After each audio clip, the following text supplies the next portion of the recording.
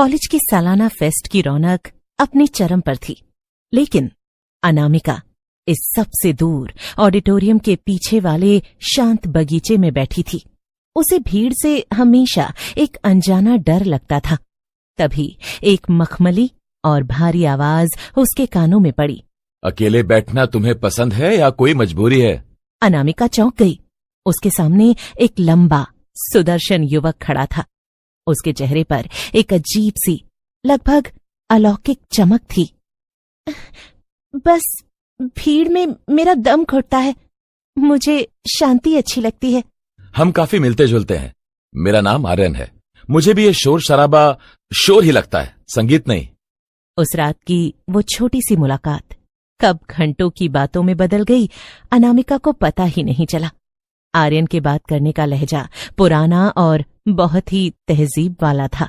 हफ्तों बीतते गए। आर्यन अब अनामिका की जिंदगी का केंद्र बन चुका था। वो अनामिका का इतना ख्याल रखता था कि कभी कभी अनामिका को खुद पर ही जलन होने लगती थी। आर्यन की कुछ आदतें अनामिका को खटकने लगी थीं। एक दोपहर अनामिका ने आर्यन को लंच पर बुलाने की कोशिश की। आर्यन, तुमने आज भी कुछ नहीं खाया, चलो ना उस नए कैफे में चलते हैं, वहां का पास्ता तुम्हें पसंद आएगा। नहीं अनामिका, मुझे बाहर का खाना रास नहीं आता। मेरा पेट तुम्हारी बातों से ही भर जाता है, और वैसे भी धूप मुझे थका देती है।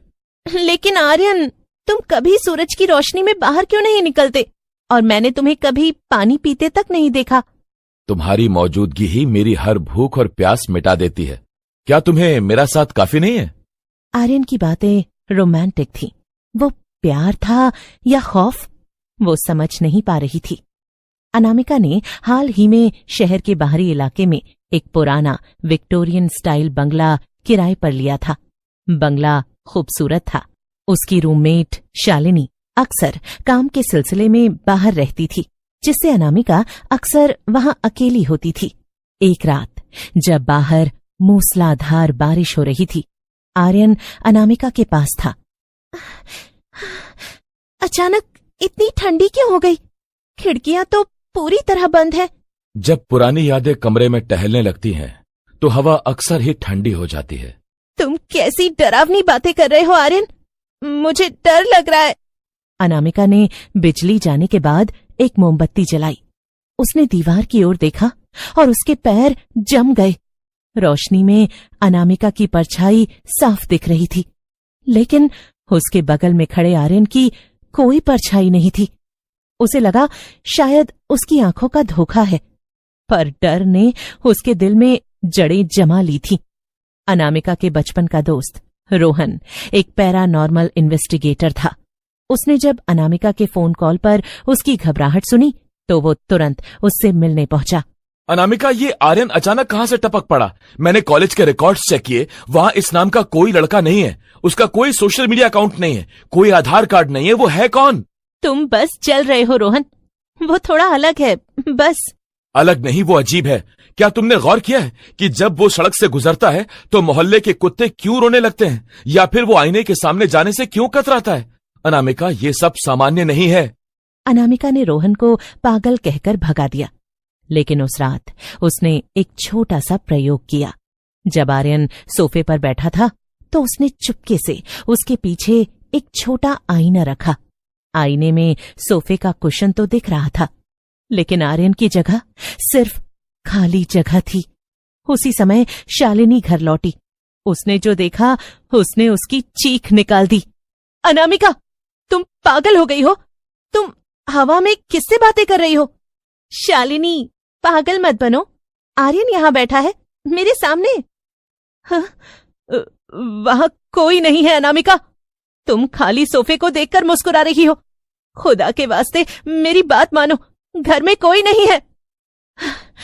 तुम सब मिलकर मुझे और आर्यन को अलग करना चाहते हो। तभी कमरे के सारे बल्ब एक धमाके के साथ फूट गए।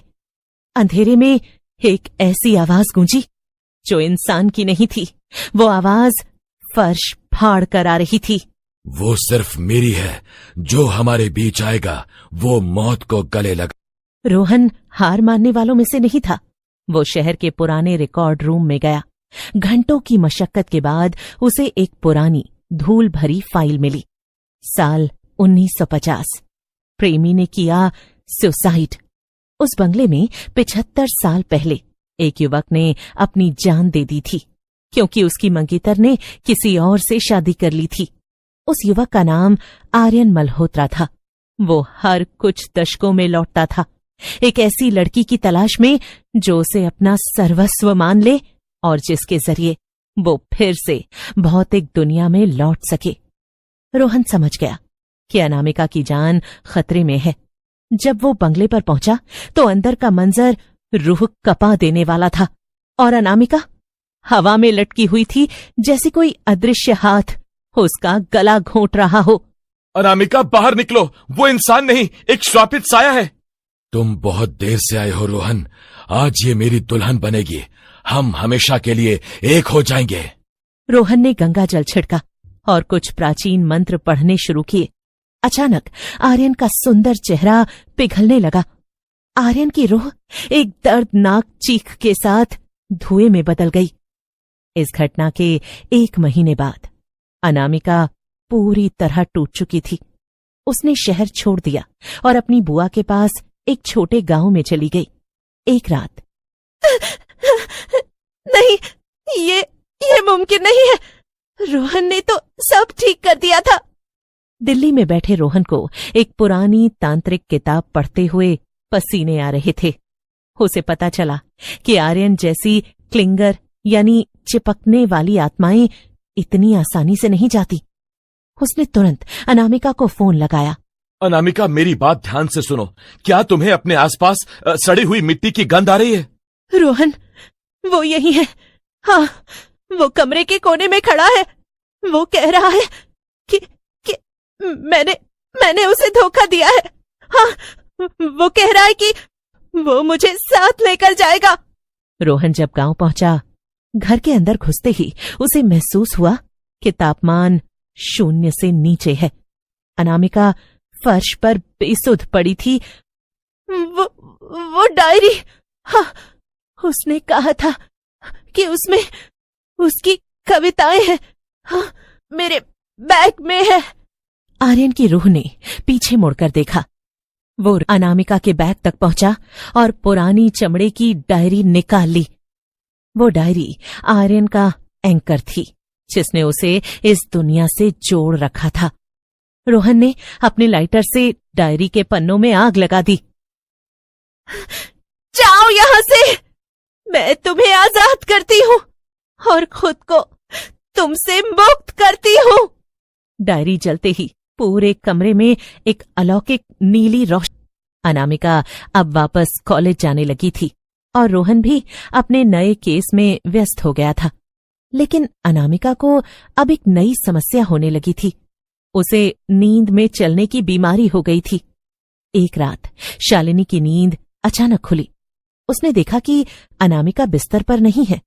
वो उसे ढूंढते हुए किचन में गई तो उसकी रूह कांप गई और फर्श पर गिरी हुई राख को अपनी उंगलियों से चाट रही थी। अनामिका, ये क्या कर रही हो? अनामिका धीरे से मुड़ी। उसकी आंखों की पुतलियां पूरी तरह गायब थीं। सिर्फ सफेद हिस्सा दिख रहा था। उसने एक ऐसी आवाज में बात की जो कि उसकी अपनी नहीं थी। रोहन समझ गया कि आर्यन ने अनामिका के साथ एक आत्मा का अनुबंध किया था। रोहन ने कमरे के बीचों बीच 2 बड़े आईने आमने सामने रखे। अनामिका, तुम्हें इन 2 आईनों के बीच बैठना होगा। जब आर्यन का साया आईने के रिफ्लेक्शन में फंसेगा, तब मैं उसे हमेशा के लिए 0 में कैद कर दूंगा। अनामिका ने अपनी पूरी मानसिक शक्ति बटोरी। उसने उस प्यार को याद किया जो उसने कभी आर्यन से किया था। एक जोरदार धमाका हुआ। आईने के टुकड़े टुकड़े हो गए। अंत में एक हल्की सी सिसकी सुनाई दी और सब कुछ शांत हो गया।